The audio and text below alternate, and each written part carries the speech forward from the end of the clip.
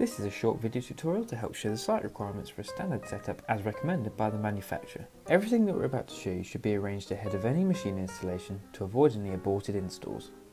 A common mistake that people tend to make is forgetting to leave room above the machine to allow easy access to the ingredient canisters. Ideally there would be no covers above the machines at all, but please be sure to allow an additional 15 to 20 centimeters above the coffee machine to ensure easy access. Coffee machines require a considerable amount of power from a UK main socket. We therefore recommend that the machine is plugged directly into a main socket rather than an extension lead, which helps minimise the risk of fire hazards. These will need to be within about 1 metre of the machine for the plug to reach. Again, if you're opting for a plumbed-in machine, you will need to ensure there's somewhere for the waste to go.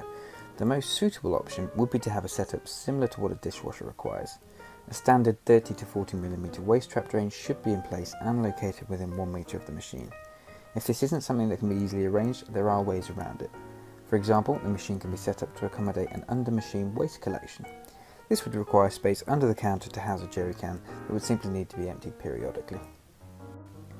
All machines need a water filter to help prevent limescale buildup and any long-term damage to the machine. On plumbed-in machines, a water filter will need to be attached between the machine and the water supply. These are typically around 50 cm tall and roughly 15 to 20 cm in diameter. Tank-fed machines also require a water filter, however these will be integrated into the water tanks themselves.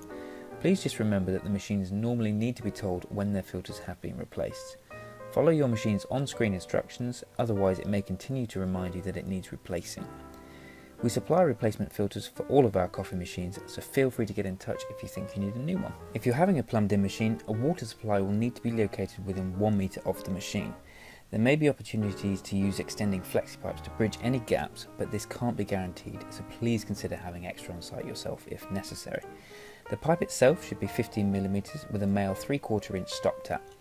Water pressure should ideally be around 2.5 bars of flow pressure at roughly 8 litres per minute. A general rule would be, if you were to run a tap on site and cover the end with your thumb, does the water then spray out? If not, the pressure is probably too low. Some machines can be anywhere from around 30 kilos to 80 kilos and beyond. Add this to the milk chiller and any other items you might have on the counter already and it soon starts to add up. You will need to make sure that the countertop where you're planning to house the machine will be sturdy enough to take the weight. Particle board isn't particularly sturdy, so it would be best to avoid placing the machine on top of anything made from this material. If you've got any questions about what you've seen in this tutorial, feel free to get in touch. We're always happy to help come up with a solution that's going to work well for you.